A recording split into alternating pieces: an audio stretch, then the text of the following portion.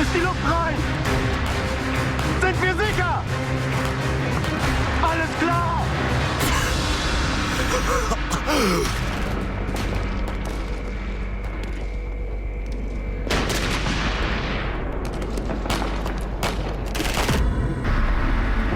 Over a 30-year period, from 1914 to 1945, more than 60 million people will die. In the bloodiest conflict the world has ever seen. But it all began in the slums of Vienna.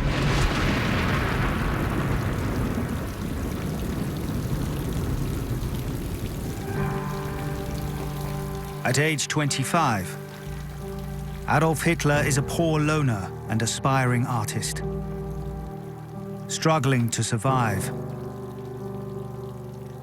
Both his parents are dead, leaving Hitler truly alone in the world. He was a lost soul. He wanted to be an artist, but he couldn't get into the art school, and he ended up living in a flop house.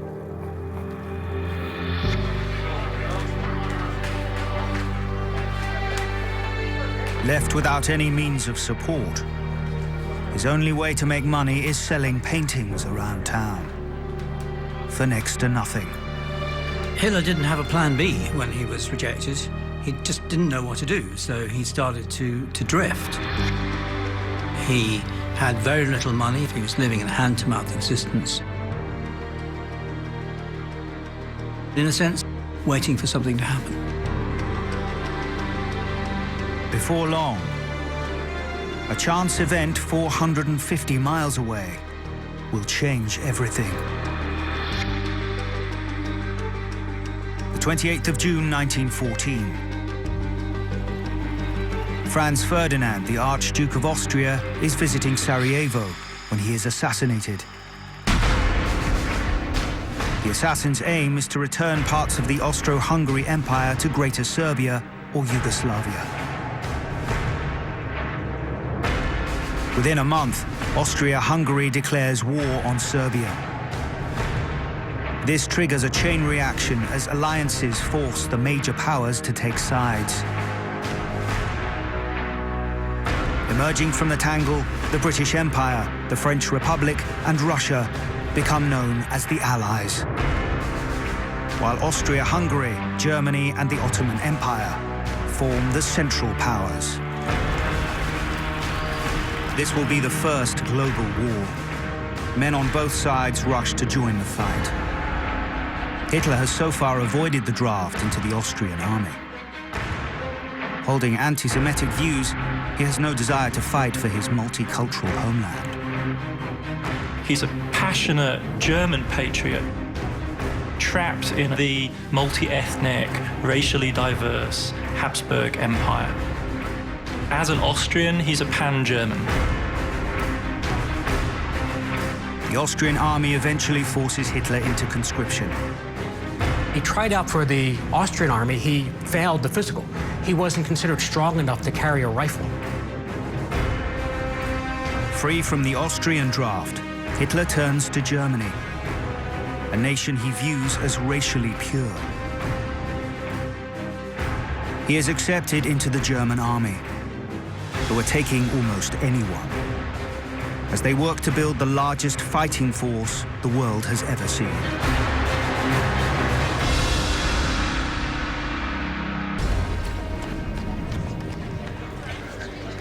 In London, another young military man is convinced he can break the stalemate in northern France.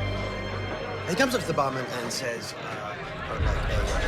Born into one of the noblest families in Britain, he's risen through the ranks at unusual speed to become the First Lord of the British Admiralty. His name is Winston Churchill. Churchill had the most enormous self-confidence, and it's easy to see why that was the case. He was the son of Lord Randolph Churchill, who was a brilliant politician. And so Churchill, from a very young man, saw himself, almost by divine right, as playing a leading role in politics. Churchill forms a bold plan that he's certain will change the Allies' fortunes. Winston Churchill in 1914 was the boy wonder of British politics. Everybody agreed that he was a genius, including himself. He had one huge advantage. He was the only one in the government who understood war. What if we could send the fleet to the south, into the Black Sea? Resupply the Russians? Oh, yes, exactly. There's no way. Well, yes, there is. Through Gallipoli. Gallipoli? No. This is our way in. With all due respect, we are here to provide This information. is what we are doing. A lot of the people Churchill worked with thought he was a man of contradictions, a maverick, a loose cannon. He was known as someone to watch. His friends would say someone to watch because he's very talented, and his enemies would say someone to watch because he's dangerous. The Gallipoli Peninsula is heavily guarded by the Central Powers. Churchill's plan is to blast through the narrow strait, take Constantinople, and push through to Russia. The Allies can then resupply the Russian troops and strengthen the Eastern Front. If it's successful, the Allies will be able to turn the tide of the war and crush the Central Powers.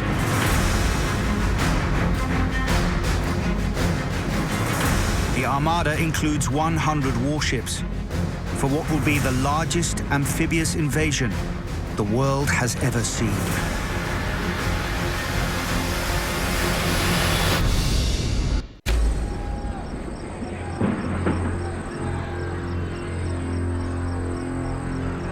Among the German soldiers stationed in the trenches along the Western Front is Adolf Hitler. Even after months on the front lines, his extreme political views and overt racism makes him an outcast among the men. Hitler was regarded by the other troops as something of a loner, something of a rather peculiar, eccentric person who kept it to himself. But what Hitler lacks in popularity, he makes up for in blind ambition.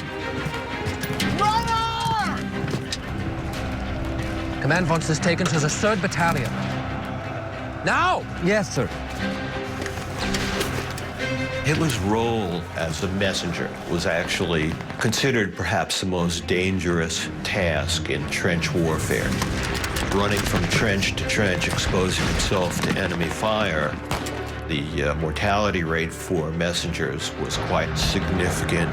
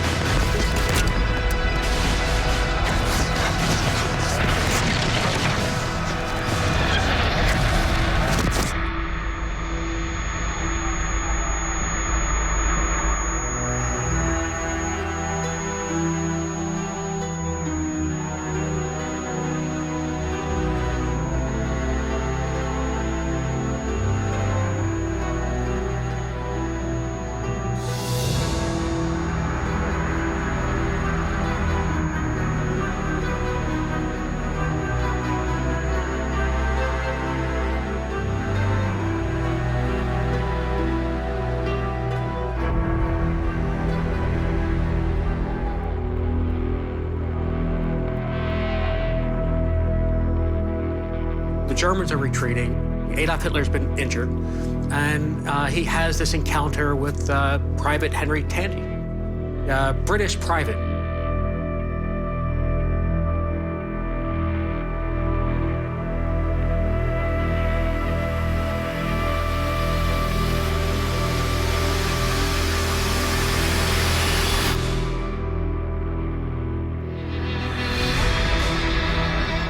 Tandy has Adolf Hitler in his sights. And even though he's a trained soldier, he can't bring himself to pull the trigger. If Tandy had pulled the trigger, Adolf Hitler would have died on the battlefields in World War I, and the whole course of human history would have been changed. With his life spared, Hitler starts to believe he is destined for greatness.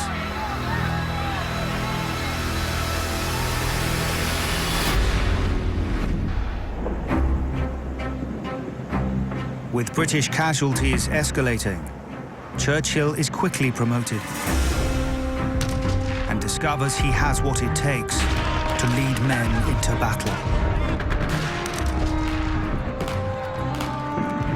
For a man of Churchill's ambition, it's the first step towards redemption.